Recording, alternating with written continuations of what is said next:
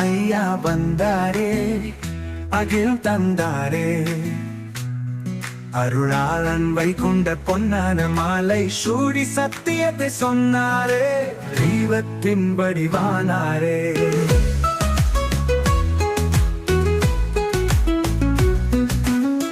திருமாலின் அவதாரமாய் புவியில் நீ தோன்றினாய். திருச்செந்தூர் கடலுக்குள் திருவுருவாய் வந்த ஐயா, மக்களை காப்பதற்கு பூவண்டன் தோப்பில் தவம் இருந்தாய். ஐயா வந்தாரே, அகிலம் தந்தாரே.